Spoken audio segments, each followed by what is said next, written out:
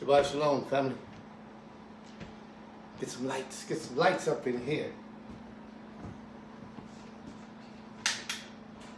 Get some lights up in here.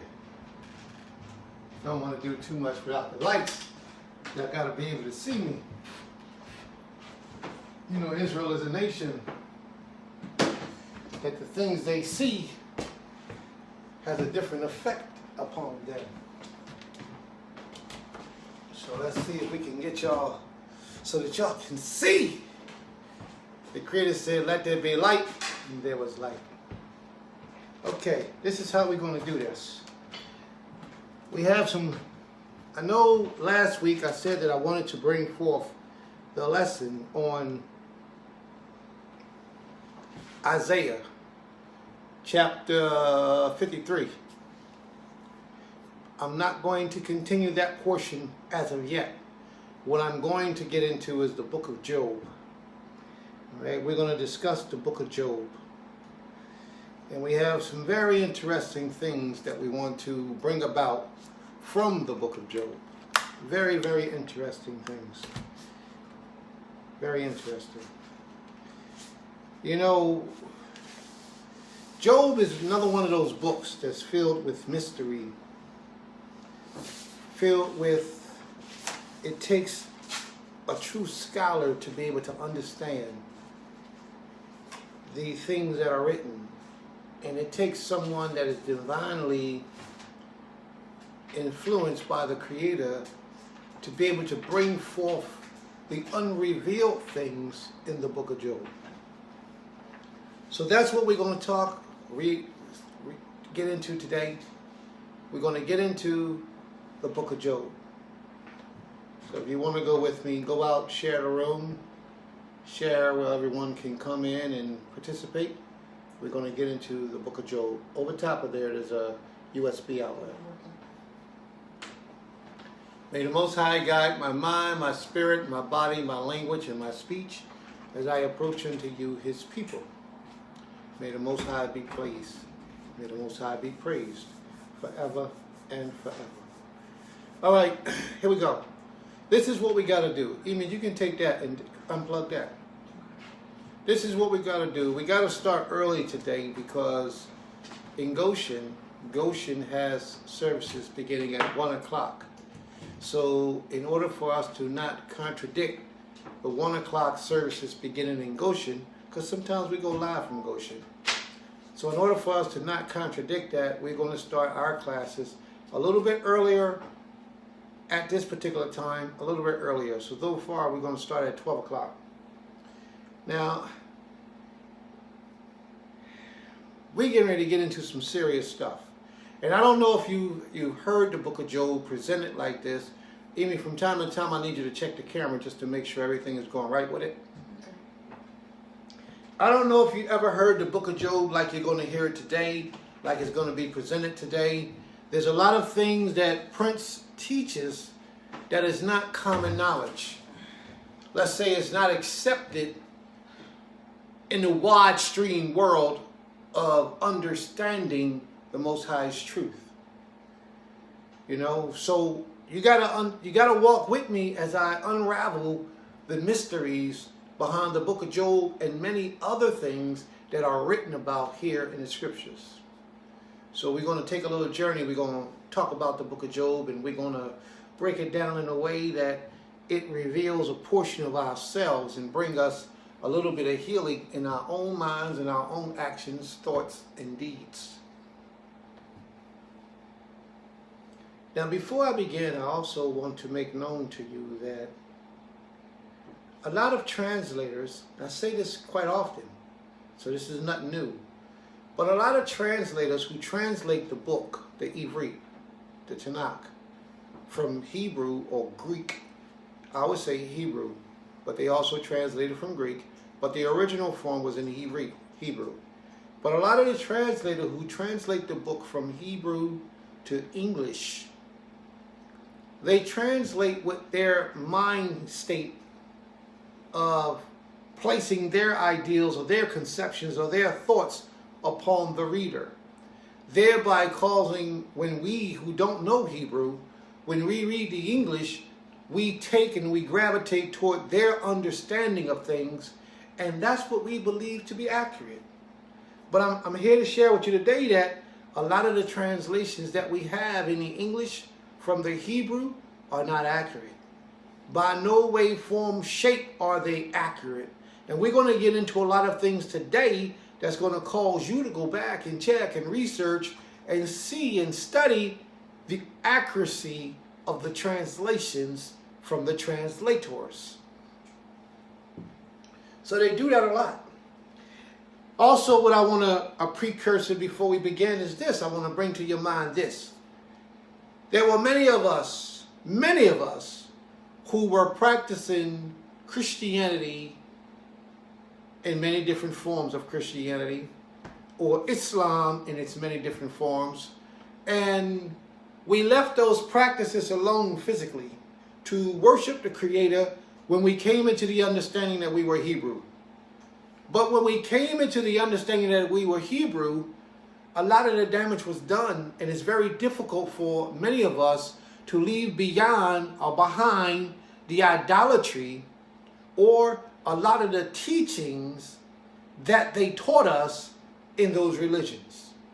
And what I'm sharing with you today is this isn't going to come from any religion.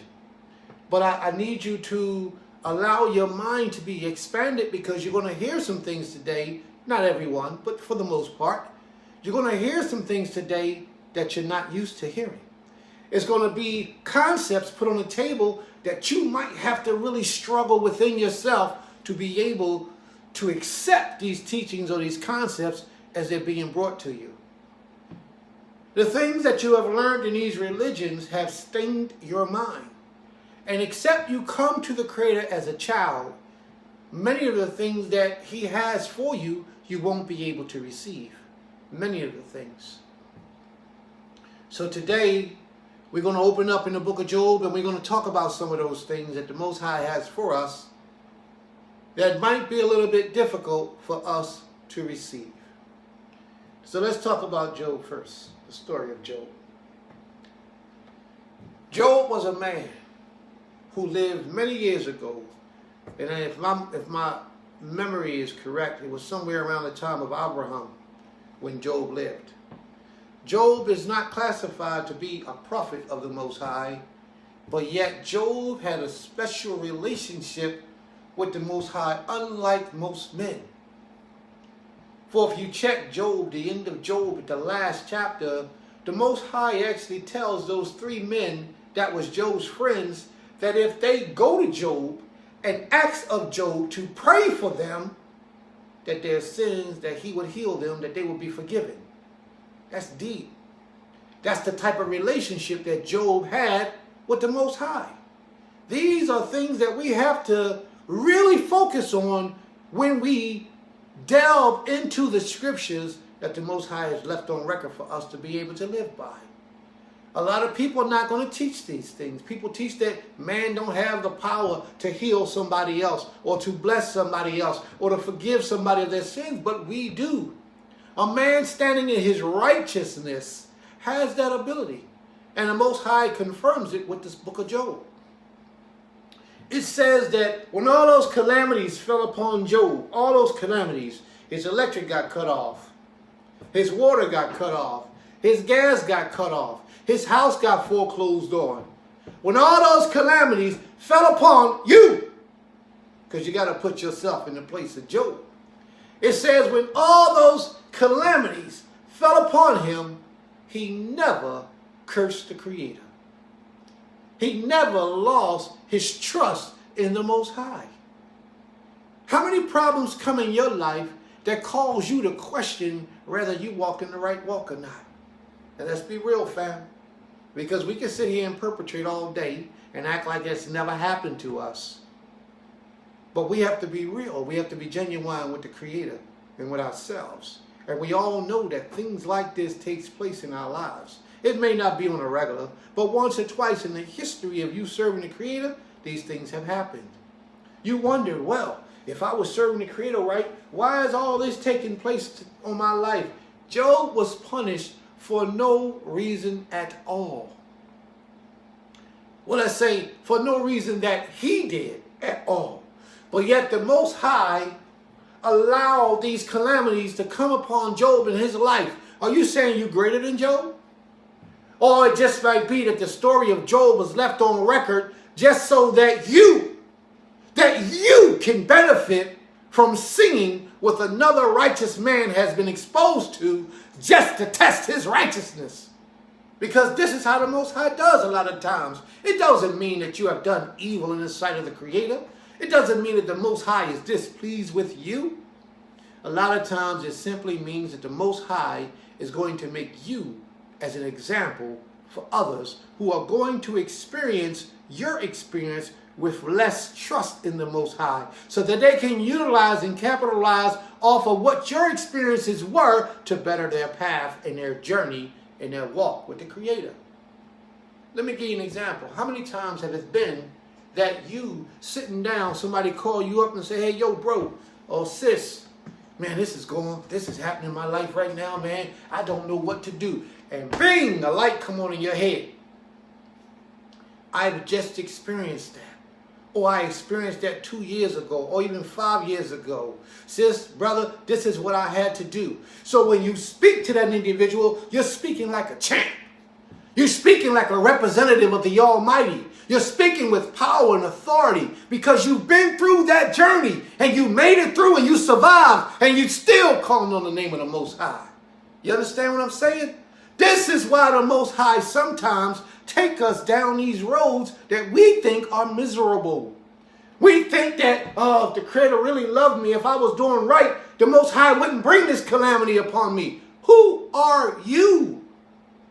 There's always two ways to examine a situation when calamity comes upon you. Either you have to examine it, it's a test for me. Am I going to pass this test? Or you can look at it this way. This is a punishment for me. I'm being punished by the Creator. I choose to look at it as a test. Every journey in my life, every struggle, I look at it as a test. Not that I'm being punished. Because I know how I'm living. Now, if you know in your subconscious mind that you're living a cruel and foul life, you might be right. It may be a punishment if you live in a cruel and foul and wicked life. But the majority of us who call on the name of the Most High are doing our very best to serve the Most High in truth. And if you're doing your very best to serve the Most High in truth, you have to just say, this must be a test for me, to take me to the next level of understanding with the Almighty. You see, you have to understand how the Most High operates. So everything that happens in your life it's not necessarily being done to destroy you. It's being done to elevate you. See, the teachings of Christianity and Islam and all those different religions today, the teachings of these religions have us taking punishment or correction as a form of punishment. They have us taking the things that the Most High brings into our lives to awaken us. They have us thinking that these things are there to punish us. And that's not necessarily true. Had Job had that kind of frame of mind, he'd have stopped worshiping the Creator. Because he'd have been like the average person. And that's not true. You understand me? You're following me? Pay attention now. Pay attention. Everything that happens in your life is to educate you. To prepare you so that you can help someone else. That's what you got to remember. When you have struggles, when you have calamities, those things that happen in your life is so that you can make it through. But it's how you're going to make it through that makes all the difference. If you fall weak, you start talking about, well, the Creator must not be real. Oh, I got to step away from the Most High and I got to go to Islam. I got to go to Christianity. Oh, I just don't want to worship no power because my life is miserable. If I was truly serving the Creator, my life wouldn't be miserable. Ask yourself, who are you that the Most High can't bring things into your life? Also ask yourself, is this a test or is this a punishment? And if you are honestly giving the Most High the best of you, 9 times out of 10, it's a test. The test, the reward of any test is what? When you go to school and you get tested, when you reward that test, you come out of school. When you pass every test, you come out of school, you get a certificate. But what kind of certificate do you get if you pass that test all through school and you get straight A's on every test? You get honor society, you get special acknowledgement, special accolades. Same thing with the Most High. You pass all those tests that the Most High is bringing in your direction. And at the end of those tests, which never end, but that portion may end, and the Most High will elevate you. You will feel your spirit elevating within yourself. You will walk with a confidence and a knowledge that when somebody poses a situation or a question to you of any significant relevance, you're able to help and deliver them from their oppression. That is the duty of a servant of the Most High. To teach the truth of the Creator in the earth. That's exactly what Job did. Thereby, when Job passed his test with flying colors, all A's, he was now in the position where he could actually forgive people of their evil, their wickedness, and forgive them of their sins. If you don't believe me, read the book of Job. The end of the book of Job, the Most High tells those three brothers, go to Job and ask him to pray for you. And I always tell you, family, never pray for somebody if they don't ask you or give you permission to pray for them. Don't do that. It's not a good thing. It's like stealing. Because you're trying to place something on somebody's life that they didn't ask of you. They didn't give you permission. You're just going to put it on them. Don't do that. Ask for permission to pray for people, individuals, brothers and sisters. Ask for their permission to pray for them. Don't just assume that you are what you think you are and you're just going to pray for them and put your powers or your blessings or your spirit upon another individual when the person didn't invite that. So you got to be careful with that. So let's go to the book of Job. Sister Lorraine, Uh-huh. she said, did not, I guess she, when you were teaching, I guess she assumed or thought that you were saying you do not believe in Hasatan. And so she put, did not Hasatan go before the Most High to inflict pain on Job? You got to speak a little louder. Did not what? What she say? Did not Hasatan go before the Most High to inflict pain on Job? Oh, okay. Well, sis, I see you trying to jump ahead of the lesson. So that's okay, Sister Laverne. That's okay. I don't mind. You can do that. But I see that a lot of things are going to be exposed to us today. I have not misunderstood your question. I will answer your question. The answer to your question is yes. But you got to understand there's a lot of things about Hasatan that these religions teach us that just absolutely ain't true. They're not true. Don't run. Don't hide. Don't disconnect me. I'm going to explain everything that I'm teaching. And I'm explaining it with scripture. There are a lot of things that people teach us about serving the Creator that are not real, that are not true. And they have us believing in these things that are not there. One thing that is this book. It's a real good book. And I would advise all of you to go out and get this book. Go purchase this book. This book is called The 48 Laws of Power. It's a powerful book. Extremely powerful book. Now, this book can be utilized in any manner that you choose based on the type of spirit that you possess. If you want to get over on people, this book will help you to get over on people. If you want to be good to people, this book will help you to be good to people. If you're just a person who want to understand the science of human nature, this book will help you understand the science of human nature. This book is going to bring out the real you in who you are. The name of this book is called The 48 Laws of Power. And in the 48 Laws of Power, they teach that if you want to win somebody's trust, somebody's loyalty to you, you have to create an exterior enemy so that their focus of negativity will be on that exterior enemy and not on you. I don't know if you heard what I said just now, so I'm going to try to repeat it in a manner that maybe it's a little bit more simpler. This book, The 48 Laws of Power, teaches you that if you're trying to get someone to trust in you, you have to create another person to be the bad guy or the fall guy for all the negativity so that that person's attention on you will be less focused on seeing your faults and more focused on seeing the evil and negativity that exists in another person. So what we do is we create a character And we say her name is Helen. But Helen over there talks about you and me and everybody else. Look at Helen. Everybody's talking about Helen now. Everybody's jumping on Helen. Look, and that takes the energy and the focus and the concentration off of the other issues. And we all focus on Helen.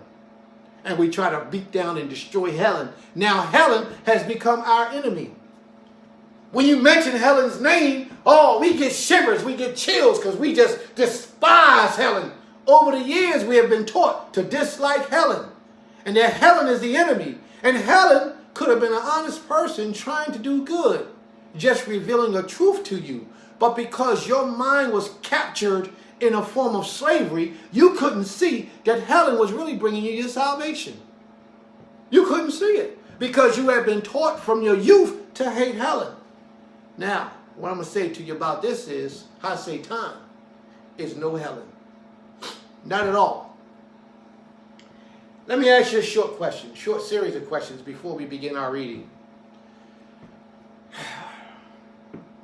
The creator of all creation, who's the father of all of us, Yotzer, the creator. Yotzer means creator. The Yotzer of the heavens and the earth, all above, all beyond, all in creation. He created a bird like this, to fly in the sky, to eat worms, to eat seeds, and to sing, because birds chirp and they sing. All right? So now, the bird, should we consider that bird to be evil for eating the worms, for eating the seeds, for flying in the sky, for doing things that we can't do, but that we wish we probably could do, but we can't because we wasn't created to do these things? Should we be angry and call the bird evil for doing those things? The creator of all creation, Yotzer by name, attribute actually, by attribute, he created the fish in the sea to swim in the ocean for hours at a time, for days, for years upon years, to swim in the ocean and to eat other fish, because he's a predator, so he eats other fish.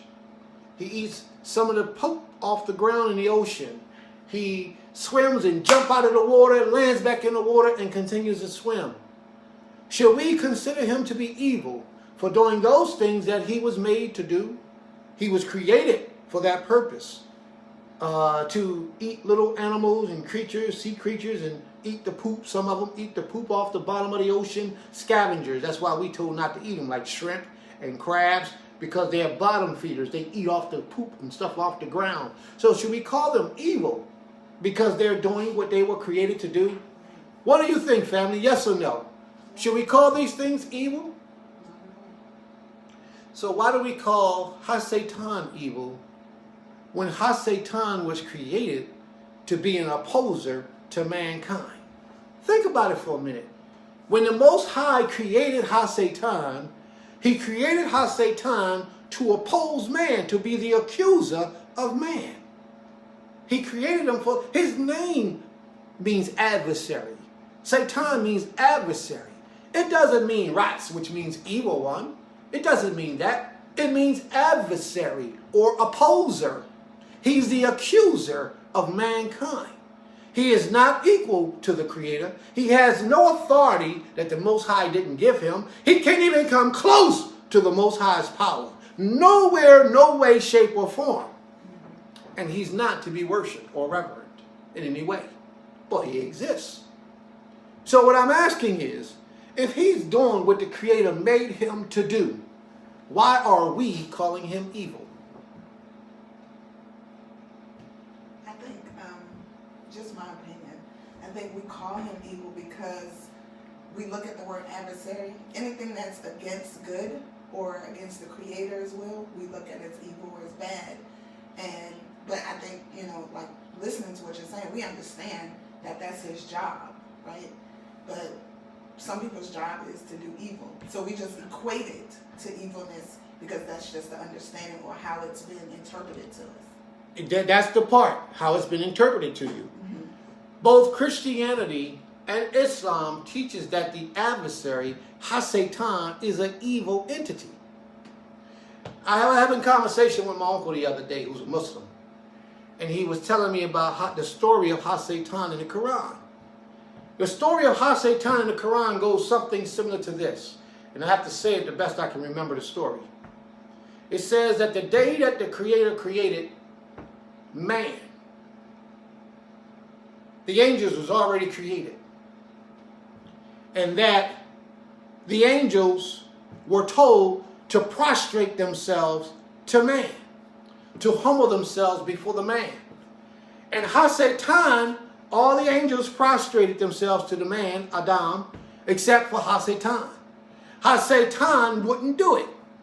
And Ha-Satan stood up and Ha-Satan said, I'm not going to do it. Ha-Satan showed that he had a sense of arrogance about himself, that he wouldn't do it. So automatically, that made him evil. So I said to my uncle, I said, well, Uncle, wait a minute. Does angels have free will? He said, no. He said, that's the thing that makes man different or above the angels, because man came into life with free will. Man was allowed to have free will and reign on the earth. And that's why the angels was told to prostrate themselves down to man, because the man was created a little bit higher or better than the angels. I said, well, if the angels don't have free will and the angels only do what they're commanded to do, and Ha-Satan was an angel, how did he get the energy to say, I ain't doing that? What made Ha-Satan different from the rest of the angels if angels don't have free will? My uncle said, oh, wait a minute, I never thought about it like that. Wait a minute, think about it, it makes sense to the word of the Creator. They want you to look at Ha-Satan as something evil. But if he doesn't have his free will, if angels don't have free will, then what was Ha-Satan? So he says to me, well, Ha-Satan was a jinn. I said, well, what is a jinn? He don't know what a jinn is. He says a jinn is another species of humans, not like us, but a different type of species. So was he an angel or was he a jinn? Because if a jinn is not an angel, then what is a jinn? And then what is a human? And then what is an angel? And we're asking in the order of Islam to explain it. No way do I intend to disrespect my uncle. He's a great man. And no way do I intend to disrespect him. It's just sometimes when you are teaching a doctrine that has errors and faults in it, sometimes it needs to be exposed, the errors and the faults, so you can go back and restudy to show yourself approved. So there we go. We knocked out the story of Islam. So let's go deal with Christianity. Christianity teaches you that Ha-Satan met with this guy Yeshua, that deity, JC, the one that they serve. They teach that Ha-Satan met with Yeshua and carried Yeshua up to the top of the mountain and said to Yeshua, if you serve me or if you bow down to me, all of this can be yours. Well, the reality is that Ha-Satan had no authority, no power to give anything to anyone except the Most High gave Ha-Satan permission to do so. You follow me? Only if the Most High gave Satan anything can he do anything, and you'll see this by when we start the reading in the book of Job. He has no power of his own. None. No power of his own. He can't do anything that the Most High doesn't allow him to do. So how is he evil? How is he wicked when he's only doing what he was made to do? And let's see if that's revealed to us through the scriptures. Let's go to the book of Job. We're going to go to Job, the first chapter, the first verse, and let's do our readings. It says, you want to read? Oh, I'll read. You sure? You want to read? Then you have to come a little closer to the mic if you're going to read.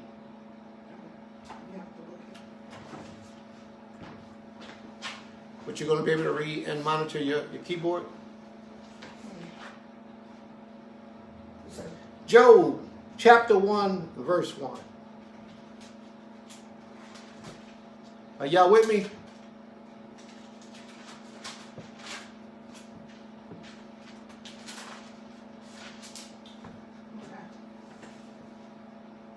Okay. Job, chapter 1, verse 1. Read on, please. Okay, I'm just There was a man in the land of Uz. There was a man in the land of Uz. Whose name was Job. His name was Job. And that man was perfect and upright, and one that feared the Creator. Now, that man was what? Perfect and upright. Now, we got to pay attention for a minute, Well, fam. that's the translation. There was a man in the land of Uz whose name was Job. And he was the man. And he was complete. And he was Yashar. He was right. He was complete and right. For Job to be complete and right meant that Job was walking in the order of righteousness before the Creator. So if Job is complete and right and walking in the orders of the Most High, they call him perfect and upright. You too can be perfect and upright.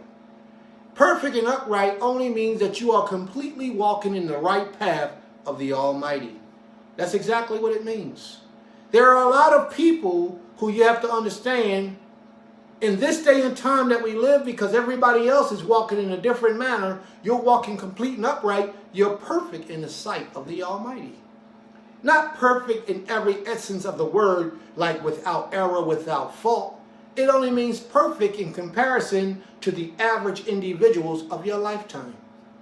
If everybody else is eating the blood and the meat, if everybody else is committing adultery, homosexuality, everybody else is committing a bestiality, and you aren't, but yet you got a shortcoming where you're selfish in many ways, you will still be considered perfect and upright in the eyes of the Creator as long as you're walking completely in the order of the Most High. That's what a lot of people don't understand. They say Job was perfect and upright, but Job was only complete, and the word is tam. Tam. Job was only complete. The Hebrew word for that is tam. And he was upright, which is Yashar or Yasar. He was upright. He was righteous. He was in right. Not righteous, which is a deck or Zedekiah. He was right. Okay? Let's read on. Let's talk a little bit. But not only was he perfect and upright, he was one that feared the Creator. Now, Yarah is the word that they have present for fear. Yarah is the word for fear. This fear does not mean boo-hoo, scary type of fear. There's a place in the scriptures where it teaches that the fear of the Creator is the beginning of knowledge. The fear is the beginning of knowledge. Not that the fear of the Creator is to run and be afraid.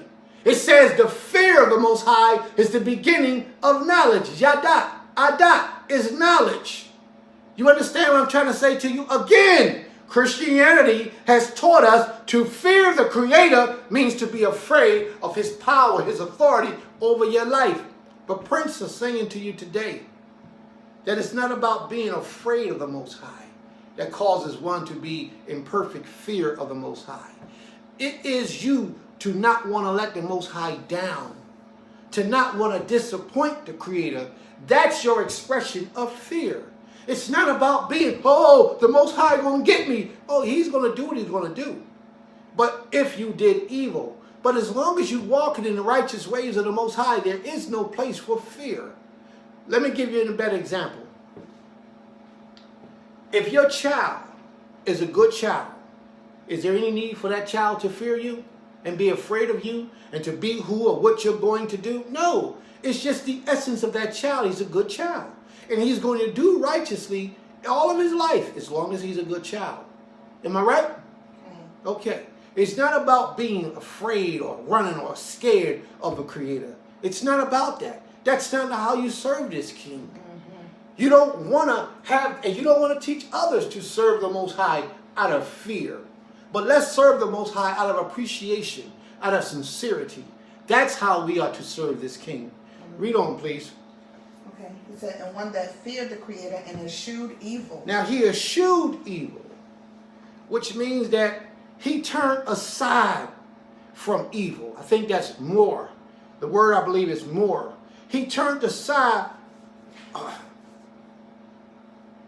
Sore should be the word. Sore. He turned aside from evil. He ran from evil. He was afraid of evil. Read on, please. Okay. Job chapter 2.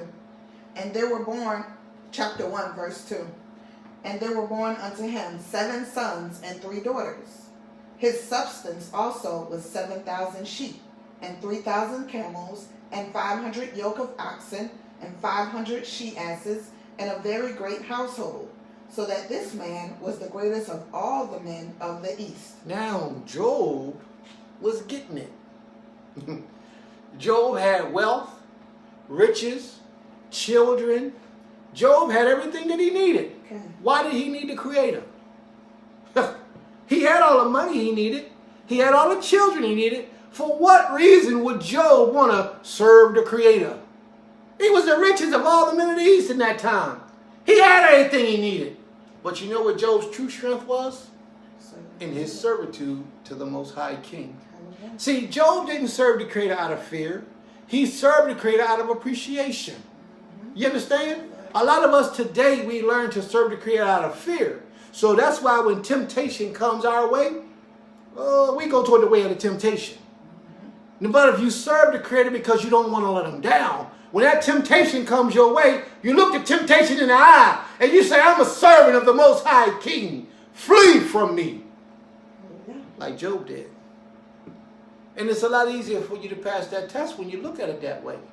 But if you're sitting there trying to decide, well, man, look, I'm feeling this inside my body. I want to go and do this evil thing. I know it's not so good for me to do. The Creator ain't going to bless me for this mess. But I'm going to step out and I'm going to try to do it. Then that ain't really fear of the Most High either. That ain't even appreciation for the Most High, is it? No. That's not. Because if you truly fear the Creator like you think you're supposed to, you wouldn't even consider doing evil. Read on, please. Okay. Job chapter 1, verse 5. No, verse 4. And his sons went and feasted in their houses, every one his day. Now, it says, Job's sons went and feasted in their houses, everyone on his day. Now, what that puts in my mind is they might be talking about, there's 2 possibilities. They might be talking about on their birthday. It could be saying on their birthday. Every time their birthday came around, they had a feast and a celebration to celebrate their birthday. Or it could be talking about they had a day out of the week when everybody will come to one person's house and have a feast and a celebration. I don't know which one it is. Read on, please. And sent and called for their 3 sisters to eat and to drink with them. And it was so, when the days of their feasting were gone about, that Job sent and sanctified them, and rose up early in the morning, and offered burnt offerings according to the number of them all. For Job said, it may be that my sons have sinned, and cursed the Creator in their hearts. Thus did Job continually. Now, Job was cautious. What Job did was he didn't allow his children to just have their own way in their own lives without him intervening in some type of manner. So Job would burn sin offerings for his children in case they have sinned against the Creator. You can't really pray for another man. Once they become men, that's their responsibility. As long as they're your children, you can pray for them, you can do all types of things. As long as they're connected to you, you can do all those things. But a man is held accountable for his own sin and his own actions, his own deeds. If Job's children was not walking in accordance to the Creator's laws and truth, then Job is not responsible for what they do because they're grown. Had they been in their youth and they were disrespectful to the Most High, Job may have to pay the price for that if they lived in his household. You follow me? Okay. But if they don't live in his household, he's not responsible so much for the evils that they commit. Okay. But in Job's preparation, he would acknowledge the Most High, and also as he's preparing to be pleasing to the Creator, he leaves out a way and for his children to be pleasing to the Creator by offering a sacrifice to the Most High. How many times do you pray for your children when you making tefillah before the Almighty, before Yotzeh? When you're making tefillah before Yotzeh, do you pray for your children's safety, protection, that the Most High will forgive them of their sins? The same thing Job did, because he was a loving father. He was a loving parent. And he wanted his children to receive the blessings of the Creator just as he did. But guess what? I have to assume that that wasn't enough. All the praying in the world you're doing for people that are not serving the Creator, it's not going to help them. Read on and let's see what's happening. Okay. Job chapter 1 verse 6. Now there was a day when the sons of the Creator came to present themselves before the Most High. Now this is where the story gets good. This is where the story begins to open up. Y'all better send out them invites. Send out them invites to all the people y'all know, because the story getting ready to crack the ground. It's getting ready to crack. Watch what happens. Watch what takes place. This is what so many people don't even understand. Read that again, please, and start from the 6th verse. Okay. The beginning. Now there was a day. Now there was a time. When the sons of Elohim. When the sons of Elohim. Stop. Ha. Check it out. This is an exclusive from Temple Kifarim that you're about to get. In English, it says, there was a day when the sons of Elohim came to present themselves before the Creator, and Satan came among them. But that's not what it says in Hebrew. It's close to that, but it's something different. It says there was a time when Benai Ha Elohim. Why does it say Ha Elohim and not Elohim? To specify. It's letting you know that Elohim ain't the Creator. Many people want to assume that Elohim is the, Elohim, and think that it's the Creator. Elohim is not necessarily the Creator. Ha Elohim is the Creator. See, you're singling out the Creator when you say Ha Elohim as opposed to Elohim. When you say Elohim, you could be talking about any of the heavenly order. Any of those who have power, who sit in the seat of judgment, who has authority. You could be talking about any of them. But when you say Ha Elohim, there isn't but one power, the Most High, the Creator of all creation. And here in the book of Job, the author who wrote this in Hebrew, actually a lot of the book of Job was written in Aramaic. A lot of it was written in Aramaic. When you read words like El Shaddai, El Elyon, that's Aramaic. But these words, the person, the author who wrote this, understood the concept that Elohim means powers. So when he talk about the angels or the powers, he says Ha Elohim, and didn't leave it up for conjecture. Didn't leave it up for anybody to say, well, which Elohim? He said Ha Elohim, the Creator. You find that again in the book of Genesis, the 6th chapter. Genesis, the 6th chapter, I think it's around the 2nd verse. And it says that there was a day when the sons of Elohim saw the daughters of men, that they were fair, and they took them all to be their wives. It says the sons of Ha Elohim. You see what I'm saying, fam? The sons of Ha Elohim. The sons of, who are the sons of the Most High? The Most High never called nobody his son but the children of Israel. Exodus 4:22. You don't believe me? Go there and check it out. And if you want to find anywhere else in the scriptures, in the whole Tanakh, even in the New Testament, if you want to go and journey that far, I don't advise you to, but if you do, go. The Most High never calls anybody else his children but Benai Yisrael, you, us. We're the only ones he's ever called his children. And if you think, well, Prince, how is that talking about us when Genesis was talking about before we even existed? Then that shows the limitations of your understanding. We've always been here. We was here way before the day and the night. We was way before the earth was even formed. Yisrael was in existence. But a lot of people don't understand that because their minds don't travel that far because the preacher didn't teach them. Or the imam didn't explain it to them. And it's probably because the preacher or the teacher or the imam did not know the great mysteries of the Creator.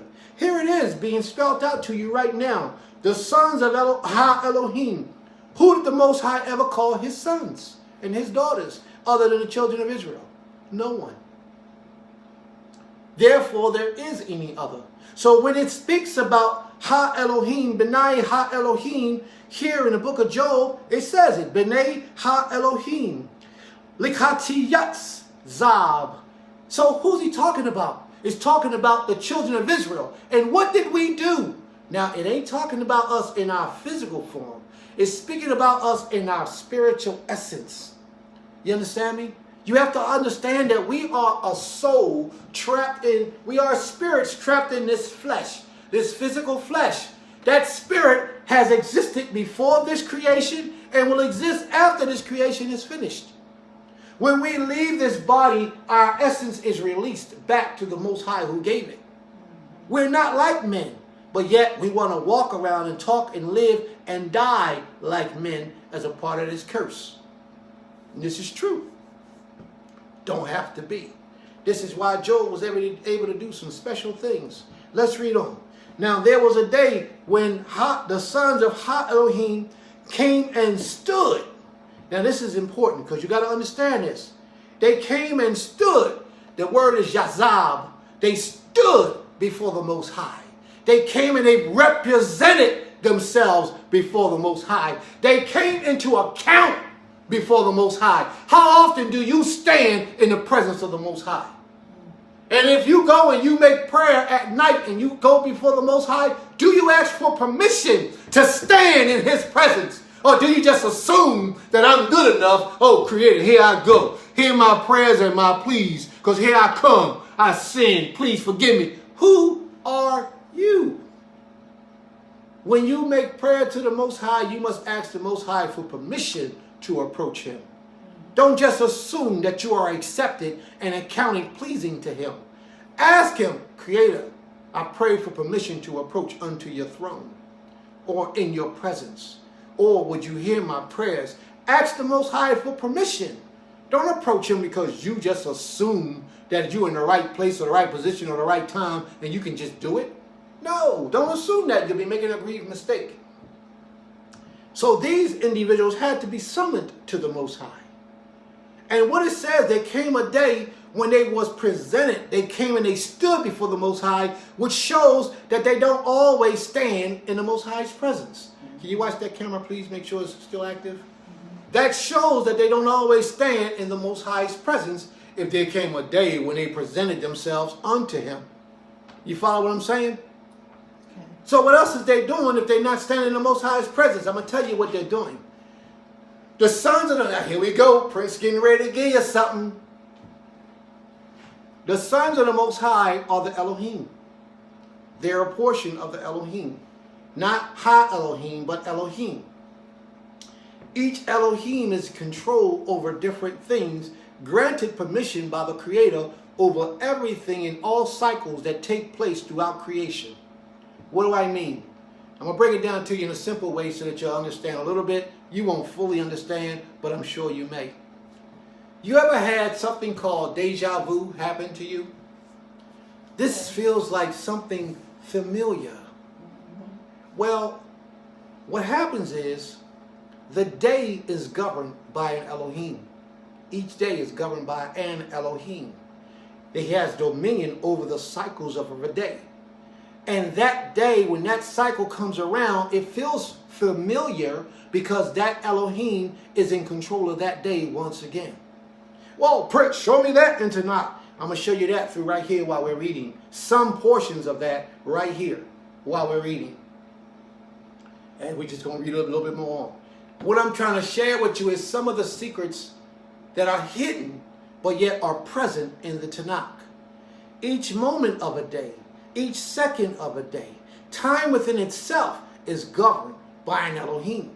There are a whole slew of Elohims, and they all are in control of different things. Remember when Abraham in Genesis, I believe it's the 18th chapter, I believe it's the 18th chapter of Genesis, when Abraham was walking and was sitting down getting ready to eat with his wife, and the angel of the Most High came, it was 3 individuals, 1 man, 2 angels. 1 represented the Most High, and the other 2 were angels that went off and dealt with Lot in the city. Abraham stayed behind, and Abraham talked to Yod-Heh-Wah-Heh, Yod-Ser, the Creator. Abraham spoke to him. He was communing with Abraham through the individual that was left behind. So now the other 2 that left Abraham went out and destroyed the other 2 angels that left Abraham, went into the city of Lot, where Lot dwelt. And they were the ones who were responsible physically for destroying the city. Remember? They caused blindness upon the people of the town, and they took Lot out and said, we are going to destroy this city. But no credit was given to an angel for destroying Sodom and Gomorrah. All credit was given to the Creator. So you understand how the cycles of Elohim work? Elohim receives no glory of their own. They don't take anything upon themselves and said, I did this, or worship me, because they are submissive to the Most High. They know and they understand that their power, their authority, anything that they can do comes from the Creator of all creation. It is man who has forgotten that. It is man who does not know how to give back the right rank and power and authority and appreciation to the Creator of all creation. It is man who say, I've done this, I did this, or me and we did. No. All power goes to the Most High King of all creation. He's responsible. See, the Elohim never lost focus on that. Let's see if Ha-Satan lost focus on that. Let's see if Ha-Satan falls in the order of an Elohim. Because when the day came that the sons of the Most High presented themselves before the Most High, Satan was in the midst right there with them, in the middle of them. So therefore, that makes Ha-Satan an Elohim. That makes Ha-Satan a son of the Most High. Come on, family, wake up. It's not that difficult. Read it. It's in the scriptures, if you will, but take the time to read the scriptures. Ha-Satan is a son of the Most High. Ha-Satan is an Elohim. He's a power. But he cannot do anything that the Most High doesn't allow him to do. Read on. Let's see what it says. And Ha-Satan came also. Where we at? Say, tell us where you are, please. Chapter 1, verse 6. Verse 6, thank you. And Ha-Satan came also among them. Ha-Satan came in the midst of them. And that word is something like, I think in the language, in the sentence is tokim. Tokim. He came with them, or in them, in the midst of them, in the middle of them. Read on, please. Job chapter 1, verse 7. Let me bring emphasis on this. One of the reasons why I say Ha-Satan came in the midst of them, because I don't want you to think that the sons of Elohim came and then Ha-Satan came in later. No. Ha-Satan came when that meeting was summoned and called. Ha-Satan was right there in the middle of them. He was one of them. He's a part of them. He's being stood out because he had an assignment by the Creator to go do down in the earth. Understand? Okay. Now, what was Ha-Satan? When the Most High asked Ha-Satan, oh, Satan, where you coming from? What did Satan say he was coming from? And the Most High said unto Satan, whence comest thou? Where you coming from, Satan? And Satan answered the Creator and said, from going to and fro in the earth. He's coming up and down. He's coming from to and fro in the earth. From going up and down in the earth. Doing what? Being an adversary to mankind. Doing his job that the Creator gave to him to do. Now look at the structure of this sentence. It says, from going up and down in the earth. And what did I say that the Elohim's job was? To govern the affairs of all creation. So Ha-Satan is actually doing the job of governing, doing whatever it is that he was made to do in the earth. Read on. Let's see what happens next. Now who insinuates what to whom? Read on. Job chapter 1 verse 8. And the Creator said unto Satan, hast thou considered my servant Job? Now the Most High instigated this. Satan didn't say nothing. I heard a preacher yesterday at my man's funeral said that Satan said this to the Most High. These preachers are so tripped up. I got so upset in this. I was sitting there bawling in the inside. My uncle, I said, look at my uncle. I said, Uncle, let's get out of here. Uncle said, I want to hear the ending. I said, Uncle, this man is whack. He was whack. He wasn't no good. He wasn't a good preacher at all. He didn't even get the story right. At least he could have gave the story right. You know, I would have halfway accepted it. He was talking about Job went to the Most High and said, hey, look, I want to go down there and get what your boy said. And he was saying like he was reading from the story. He was totally wrong. The Most High instigates the affairs or the troubles in our lives. That's right. And we don't want to acknowledge that. And that's part of the reason why it's so hard for us to accept it. In the book of Isaiah, I think it's 42, 45 and 7. Turn in real quick for me, please. Isaiah 45 and 7. Isaiah 45 and 7. What does it say? We're going to read a little bit about something that we might not have known so much about. Isaiah 45 and 7. Okay. What does it say? Isaiah 45 and 7. Uh-huh. I formed the lights. He said what? I formed the lights. The Creator. I form the lights. And create darkness. And I create darkness. What else? I make peace. I make peace. And create evil. And I create evil. And what did it say at the last little part? I, the Creator, do all these things. I, the Creator, I do all these things. So when calamity strikes in your life, I need you to understand it is the works of the Creator. A lot of people want to quick to say, oh, that's the adversary doing these negative or evil things to me. No, the Most High said He created this. Okay. I create good, I create evil. The Most High said He does this. So why are we trying to give the Most High praise to High Satan? That's idolatry on a low-key level.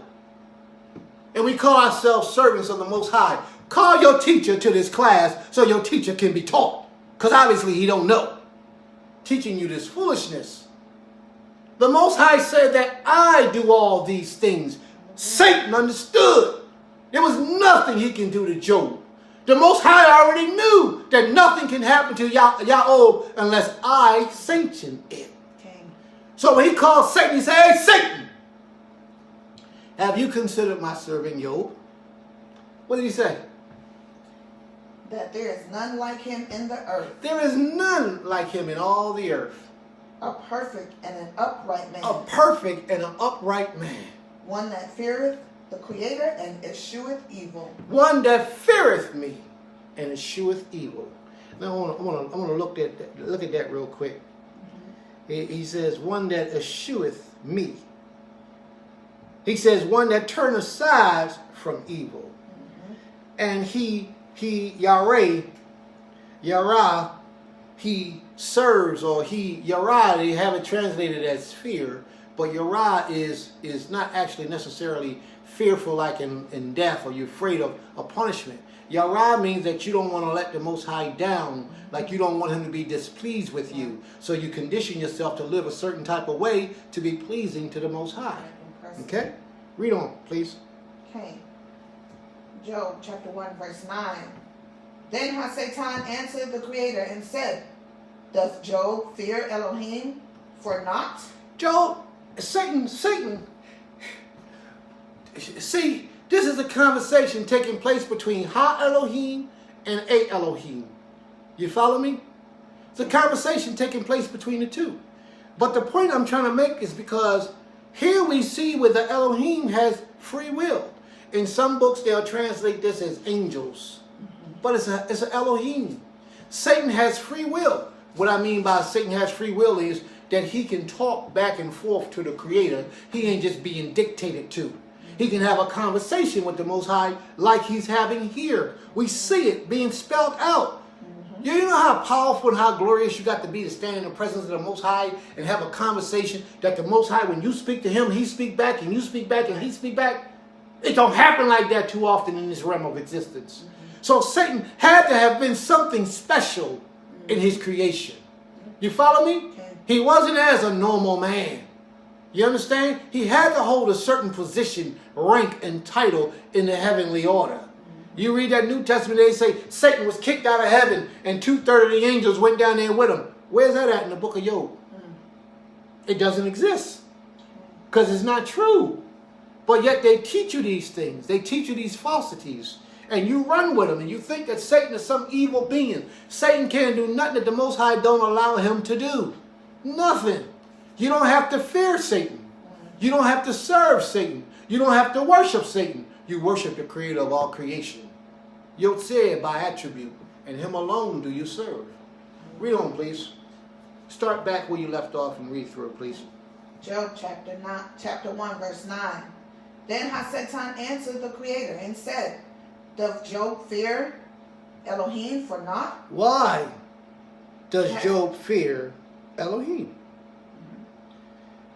Hast not thou made an hedge about him, and about his house, and about all that he hath on every side? Stop for a second. Why do you serve the Most High, family? For what reason? Ask yourself that question. Why do you serve the Creator? Because the very reason that you say is the reason why you serve the Creator, the adversary is here to show you or test you to see if you're worthy. See, because the adversary felt like Job served the Creator because of all that riches, all that wealth, and then his physical health. Are these the reasons why you serve the Creator? Because if these are the reasons why you serve the Creator, you too shall be tested by the adversary. Oh, I got this great health. I'm going to serve the Creator for this. Oh, I got all this money, all this wealth. Oh, I'm going to serve the Creator so I can keep getting all this money, keep getting all this wealth, keep getting all these women, keep getting all these children, keep getting all these cars. That's why I'm going to serve the Creator. Well, if that's the reason why you're serving the Creator, when the adversary comes, he's going to come with your desires in mind. Just like he went to Job, Yaob, he's going to go to you the same way. Because he thinks that he knows why you serve the Creator. Why can't you just serve the Creator? Because. Just because. There's nothing else to do. No one else to give that glory to. And then when your test come, the adversary is confused. Because the adversary know you ain't got your trust in the Creator built off of physical things. You ain't even got your trust in the Creator built off of your physical health. So what will he attack then? Try to attack your mind. He's going to try to create situations and problems to come into your life to see if you're worthy, see if you are approved. Now, as a servant of the Most High, those physical things will come. But what I'm trying to teach you is not to get too attached to those things where you get arrogant and say, I got, or I have, or I've achieved, because you ain't done nothing. The Most High has done all the work. He has allowed you to get the possessions and the things and the people and the wealth that you have. And if you don't have any wealth, if you don't have any physical possessions, then it's time for you to question yourself again and say, well, wait a minute. Maybe because I made these things idols, that the Most High is keeping these things away from me. So remove that desire and passion to have those things, and then the adversary won't know how to approach you. And then maybe all that you truly desire to have will be real. It will manifest itself in your life. You follow me? Okay. When you're lusting after a situation or a thing so hard, you open the door for the adversary to see your weaknesses, to see your shortcomings, and he attacks what he sees what you're weak at, what you really desire the most. So when you got those hidden agendas in your mind, those hidden secrets, that I want to, oh man, I know it ain't lawful, but I want to do this anyway. I know this is against the law. I know this won't please the Creator, but I really want to do it. But the only reason why I don't do it is because the Creator knows that it's evil, it's wrong. That's not a good thing to do. Because the adversary knows your desires. And he will test you with the desires of your heart, of your mind. Let me give you an example of what I mean. A brief example. If you are homosexual, and I'm going to go somewhere where a lot of people can travel. If you was a homosexual, and you come into the knowledge of the Creator, and you say, well, I'm going to change my ways from being a homosexual, I'm not going to be a homosexual no more, I'm going to walk away from that stuff. And you actually do it. 3 years, you strong. No homosexuality. 3 years, you're strong. But yet, you still allow those, you watch homosexual videos, you do homosexual things, but you don't have intercourse with no man. You allowing that spirit to dwell within your essence. You're still allowing it to. The adversary sees that. And he's going to test you at your weakness. So what am I saying? This is what I'm saying.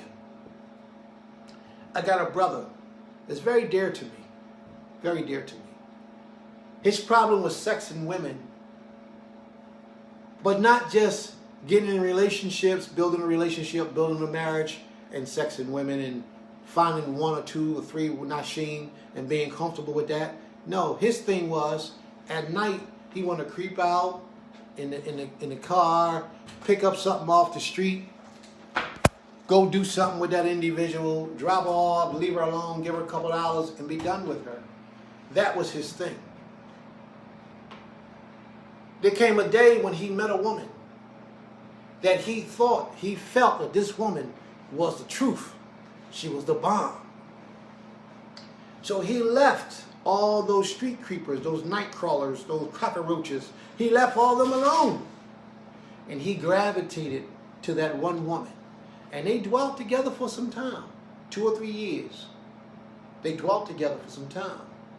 But what happened was, my brother, who would confide in me and tell me things, he still desired the street life, that picking up them chicks, treating them like prostitutes, paying them a couple dollars, getting rid of them, dropping them off, picking them up, sexing them, dropping them off, picking them up, getting what he wanted, dropping them off, and keeping moving.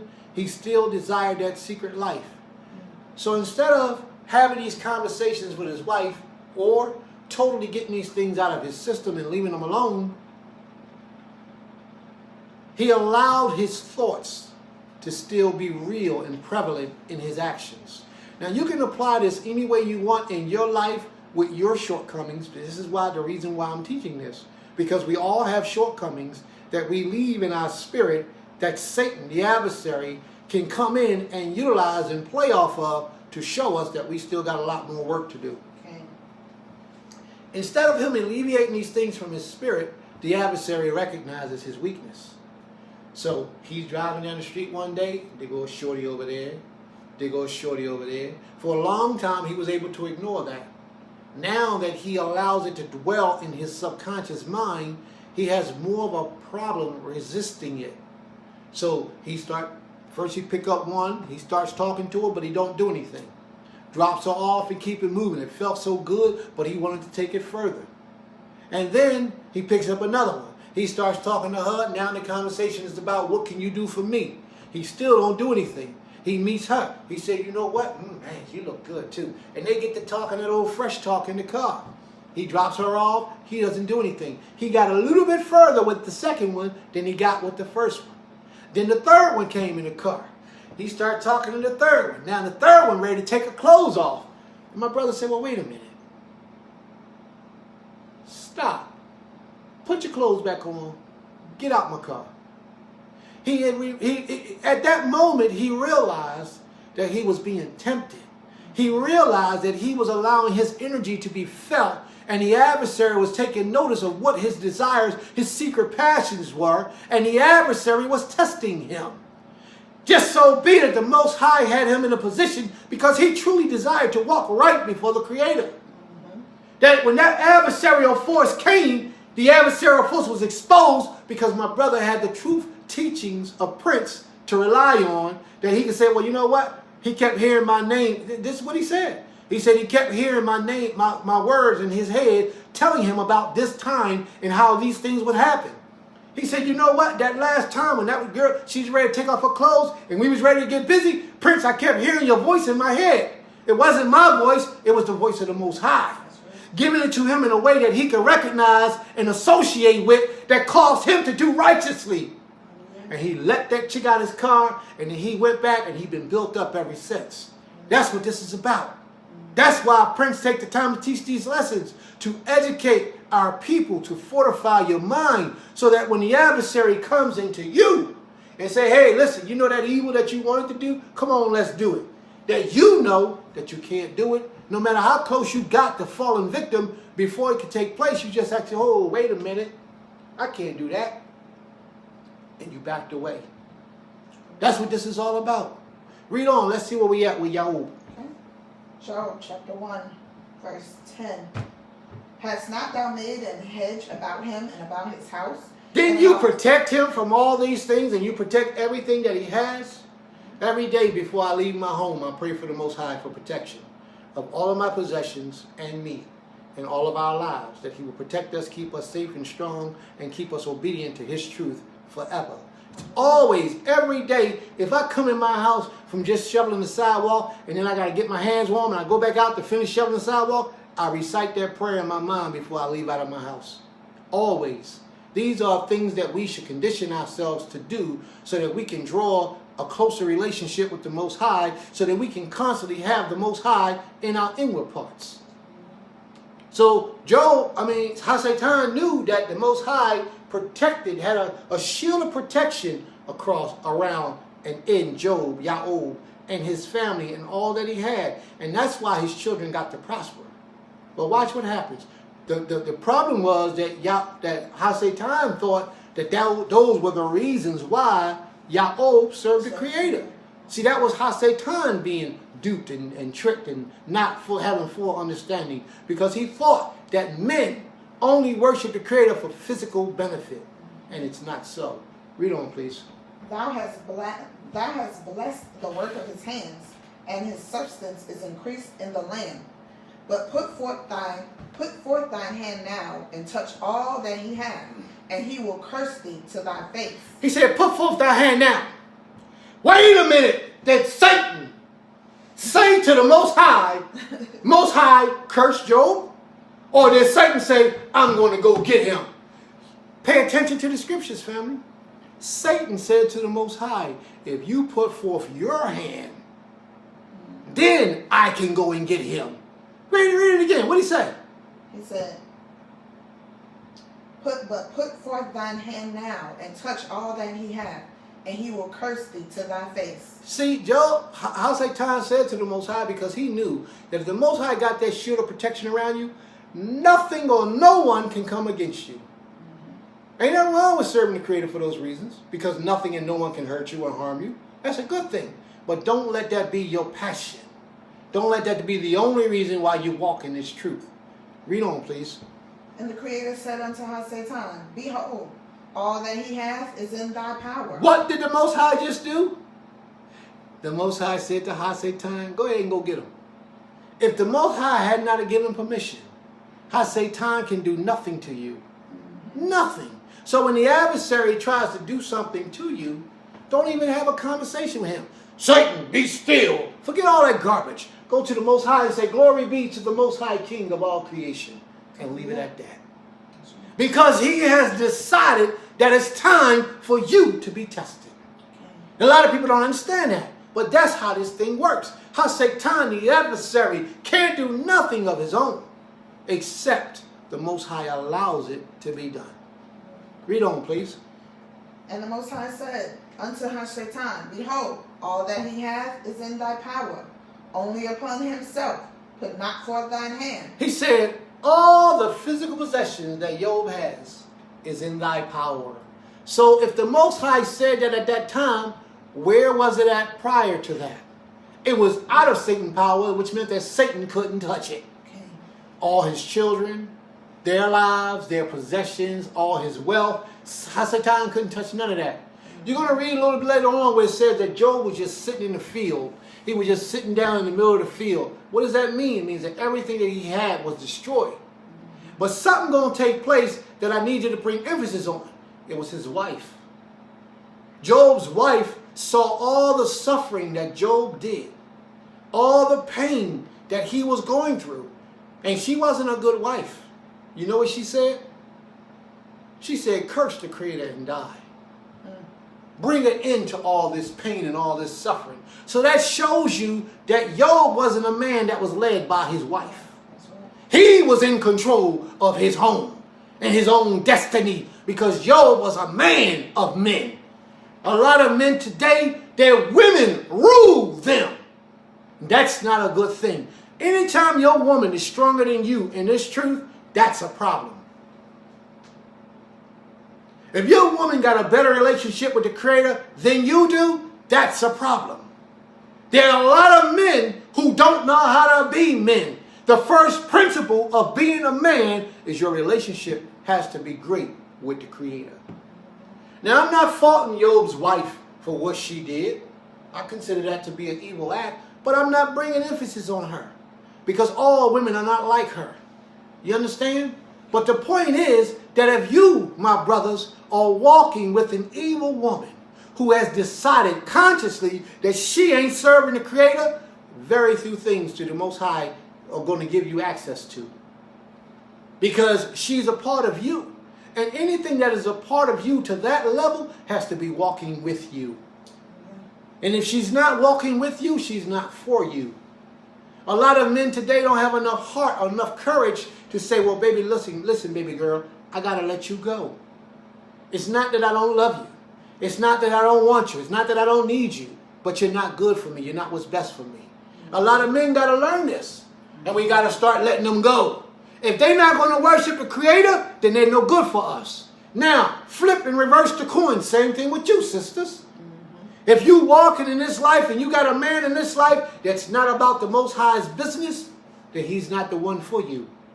I don't care how good he look. I don't care how much money he got. I don't care how good he treats you. Death and destruction is what waits at your door. Death and destruction. Eternal life will not meet your path. Because the head of you, that man that you considered to be your husband, was evil. He was rats. Read on, please. Job chapter 1, verse... Hold. I can't let this go that easy. Hold up. I got to bring emphasis on this because there's a lot of things that the people don't understand. You can't judge a man based off how he looks.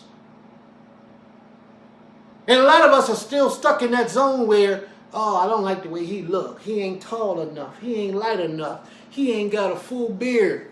Or his hair is raggedy. Or he ain't got no money. What can he do for me?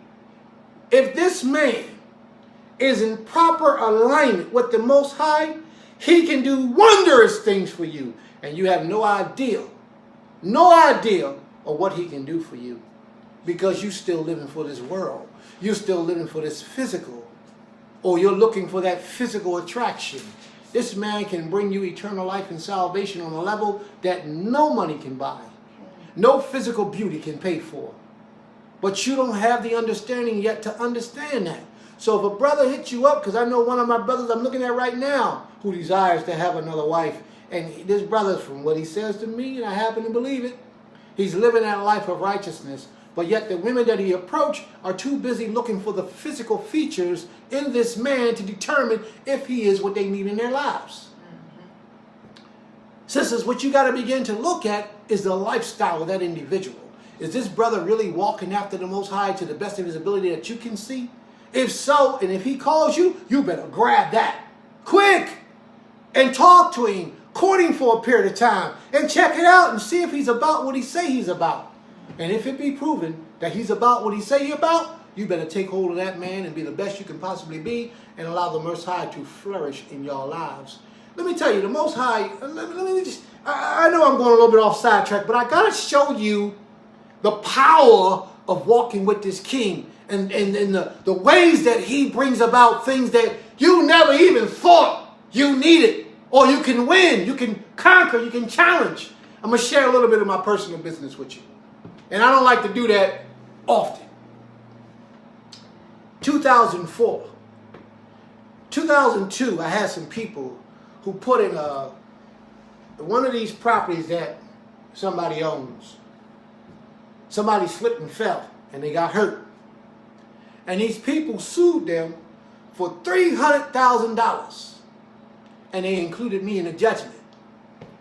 And because I didn't know about it, because I didn't go to court, this $300,000 judgment, they won against me for $300,000. And I didn't want to give them $300,000. What I want to give somebody $300,000 for? I don't want to do that. So that was back in 2002, and I had no knowledge of it. When it came to my mind, I addressed the issue. And the people on the case said, well, Prince, there's nothing you can do. I'm going to paraphrase the best I can because I ain't going to tell you too much of my business. The people on the case said, well, Prince, there's nothing you can do. the judgment has been set. It was 18 years ago. The judgment has been set. You owe these people $300,000. So Prince says, you know what? Let me go get that money out the box underneath the bed on the third floor. It's like, yeah. I had to do a little bit for myself, you know. It don't go like that. Psych, yes it do. Psych, no it don't. So, what happened is the people said, there's nothing you can do about this. Because the judges has ruled. It's so old, the only thing you can do is pay the judgment. One way or another, you got to pay that judgment because there's nothing you can do. And nobody I called had the proper answers to tell me how I can beat this battle. Now, I did everything that I could possibly do to try to fight this battle so that I could be victorious or make a settlement out of court. I even offered. I said, hey, I'll give y'all $10,000. Make that thing go away. I tried to offer a little. They didn't want all that. They didn't want that. They want $300,000. So after I exhausted all my resources, which means I put forth my efforts to try to resolve it in the best way I could, I sat down and I talked to the Creator. I said, Most High, yo, here's the situation. I got a problem. I got a dilemma. I need your help. Now, I did everything I could do. I didn't sit on my hands and just say, oh, Creator, help me. And sit on my hands with it. No. While I was doing what I had to do, I was talking to the Creator. Well, just know that the situation is that things are better now.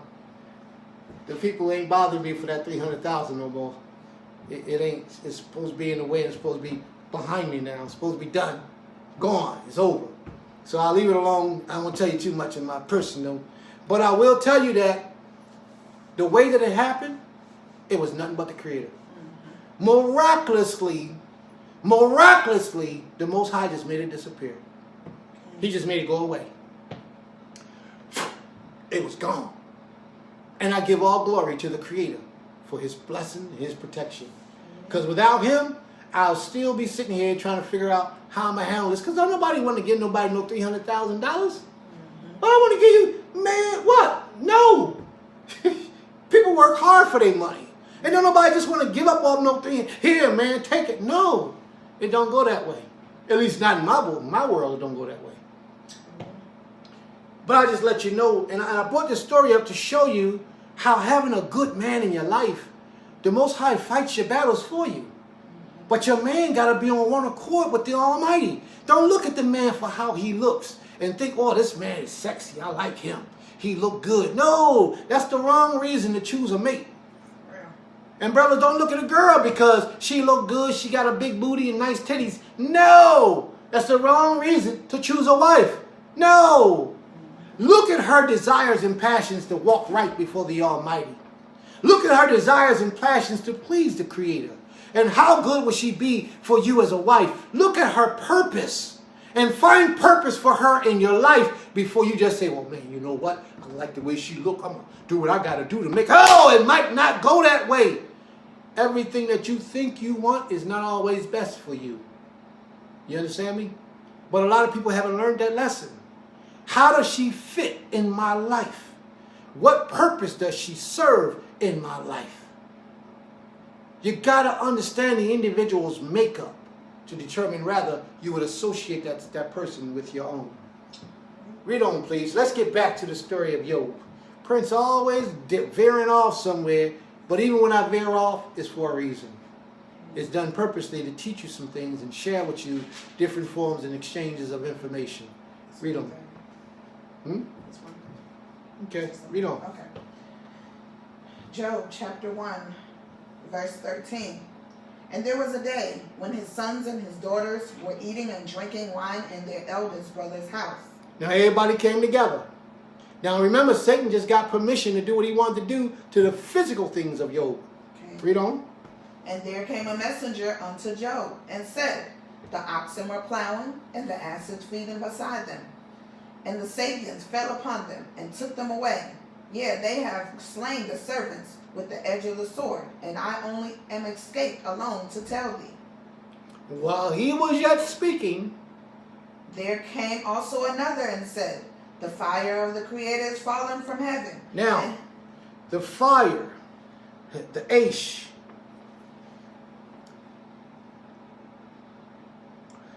the fire of Elohim has fallen from the heavens. Okay, and read on, please. And it burned up the sheep and the servants and consumed them. And I only have escaped alone to tell thee. While he was yet speaking, there came also another and said, The Chaldeans made out 3 bands and fell upon the camels and have carried them away, yea, and slain the servants with the edge of the sword. And I only am escaped alone to tell thee. In every instance, one servant survived Okay. to come and tell Yahweh the report. Read on. While he was yet speaking, there came also another and said, Thy sons and thy daughters were Now eating this- and drinking. This had to have hurt. Mm-hmm. Now, but what I want to share with you is that I need you to focus on this, because all these things are coming to Job at the same time.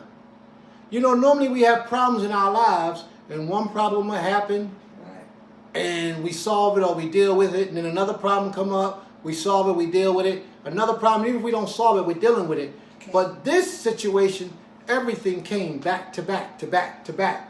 So Job got all this weight and pressure on his head at one time. Whatever affects your mental affects your physical. Okay. So Job breaking out in those boils don't seem much of a problem. You follow me? Okay. So that was easy for Hasatan to do that. All that physical stuff affected Job, but not one time is Job going to say, you know what? I must not be serving the right power. Or I'm going to lead this Hebrew lifestyle, like you hear a lot of people say, because things are not going their way in their life. You know, you on Facebook just like I'm on Facebook. And a lot of people, when they're having problems in their life, they want to walk away from this Hebrew lifestyle like it's the Hebrew lifestyle that's the problem. And it's not that. It's your expectations of things that's the problem. Because you in it for the wrong reasons. A lot of people think, well, if I'm walking this Hebrew lifestyle, everybody going to like me. No, everybody ain't going to like you. But how are you with the Most High? That's who you have to be worried about liking you. That's right. A lot of people believe that if I'm in this Hebrew lifestyle, I'm going to find me a husband. He's going to be a Hebrew man, and we're going to live happily ever after. No! If you're in it for that reason, you're in it for the wrong reasons. So then, when you find a Hebrew man, it don't work out. You find another Hebrew man, it don't work out. You find another Hebrew man, it don't work out. Then all of a sudden you say, what they say? I'm walking away from this Hebrew life, and I'm going to find me a man in the world. Because out there in the man in the world, they'll treat me better than the Hebrew men. And that's a misconception. The truth ain't in that. That's not true. Sisters, brothers, if you're in it for those reasons, then there's something wrong with your perception of your servitude to the Creator. And if you're in it for those reasons, the adversary knows that those are the reasons why you're here, and he's going to test you every time. And bring them jokers, and I say jokers, in your life. But if you separate yourself from those desires and passions, and you begin to study, to learn, to really put the Most High, put your emphasis in your life on building your relationship with the Creator, the Most High will put that shield around you, and outsiders like that won't even be able to come close to you. You understand? They won't even be able to come close to you because the Most High is protecting you. And when the Most High brings you the one that's meant for you, you will know that the Most High brought him. Because you will follow your listener. You hear that little voice that Prince got in your head, that little voice when you're thinking, that, is this the one? Prince going to let you know what to look for in that individual. It ain't Prince, it's the Most High speaking to you through a voice that you can recognize. That look for this, look for that, and look for this. And if you see those things, then that person may qualify. Let's see, because it still may be a trap, but let's see. And you walk with that individual. If you spending 24 hours a day with a person for 3 days a week, and that individual, you never stop to make prayer, that individual never approaches the Most High in prayer, something wrong with that individual, he ain't the one. There is no person who has a relationship with the Creator that you could be with them 24 hours throughout a day and they never stop and approach the Creator in prayer. That individual doesn't walk right before the Almighty. So that should be a warning sign for you to let you know that this ain't the one. He or she ain't the one. All right? Let's move on, please. Okay. Job chapter 1, verse 18.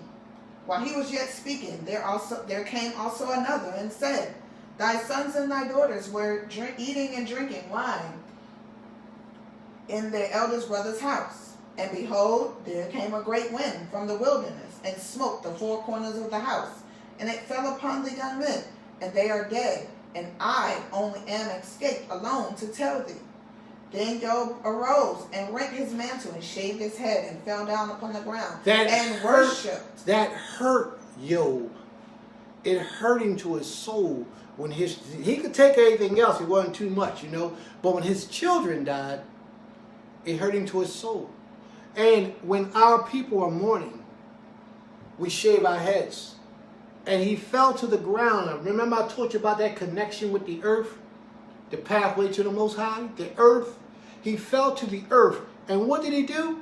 He worshipped. He fell to the earth and he worshipped. He humbled himself upon the ground.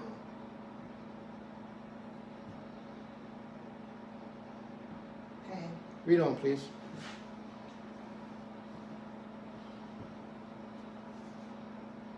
Job 1, verse 21. And said, naked came I out of my mother's womb. Start in verse 20, please. Okay. Job, chapter 1, verse 20. Then Job arose and rent his mantle and shaved his head and fell down upon the ground and worshipped and said, naked came I out of my mother's womb, and naked shall I return thither. The Creator gave, and the Creator hath taken away. Blessed be the name of the Creator. In all this Job sinned not, nor charged the Creator foolishly. Chapter 2. Again, there was a day when the sons of the Creator came to present themselves before the Most High. Now stop for a second. Verse 22. 21, I want to start on 21. Okay. Job, Yahweh 1 and 21. And it says, and Elohim, and Job said, naked came I out of my mother's womb, and naked shall I return thither. If a lot of us held true to that concept today, life will be a lot simpler for us. But what happens is that a lot of us are too busy trying to bring other things into our lives that don't fit, that don't benefit the glory of the Most High King. Okay. And this is why we have a problem for the most part. Because the things that we try to incorporate in our lives, it's not going to serve the purpose of you elevating to a higher level of righteousness with the Creator. Therefore, it doesn't serve you properly. And naked shall I return thither. He says, Yotzer gave, and Yotzer have taken away. And with all that he had, he recognizes that what he had came from the Creator. Okay. And he also recognized that the Most High has taken these things away. You see, we don't understand, we don't pay attention to this. We think that we actually did something because a lot of people, sociologists today, teach us that we got the power and God lives within us and we make everything happen with the God nature in us. Part of that is true. Right. But the Most High makes it all happen. He makes it all possible. He gives to you what you have in your life. It's more like 5% us and 95% the Creator. Okay, I'll accept that. You have to understand that. You're only walking in that spirit or that presence because the Most High has given you the ability and the agility to do so. You only got up this morning because the Most High has allowed it to be. So who really got you up out of your bed this morning? Was it you? Was that 5% you and the rest of it the Most High? Okay. Who really did it? The Most High. The Most High. He did it. But we haven't learned yet as humans to acknowledge that everything is from the Almighty and nothing is of our own. That's not my son. That's not my daughter. The Most High brought them to me. He gave them to me. He actually loaned them to me. But they belong to Him. They belong to Him. You know, when a man takes a wife, a man has to take a wife and cause her to understand that her first duty is to the Creator. Be true to the Most High. Because if she understands that that's her first duty, she could never do him wrong. A wise man would understand that. Your first duty, my wife, is to the Creator of all creation. Serve Him in truth and righteousness. And if she does that successfully as she's supposed to, she could never do her husband wrong. That's right. You understand? A wise man would know that, and that's how he would direct the steps of his wife. Too many of us think that this is mine. I'm going to do this, and I'm going to make that happen. You're just like Satan. Satan can't do nothing that the Creator don't allow him to do. So in all the things that you seek to do, ask the Most High for permission before you just assume that this is what's best for you. And too often, we enter into relationships without asking the Most High for permission to do so. And then when the relationship ends up flopping, we want to blame the Most High that there's no good men in the world or no good women in the world. And what it is that you didn't trust in the Most High enough to allow him to bring the one that he knew would help to elevate you in this way in your life. The first dude end up in your inbox, you talking to him. Hey, shalom, yeah, what's up? And that's not good. That's not righteous. Read on, please. Okay. Job chapter Oh, I'm 6. sorry. I got you moving and I ain't ready for you to move yet. Okay. And the Creator have taken away. He noticed, he realized, he recognized, he gave respect to where it belonged, in the hands of the Most High. But then after he says all that, it says, he said, blessed be the name of the Creator.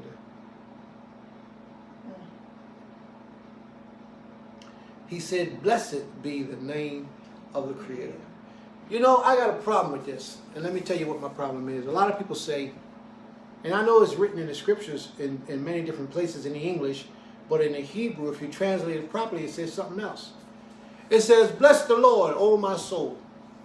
Or it'll say, I'll bless the Creator this day. Man does not have the ability to bless the Creator.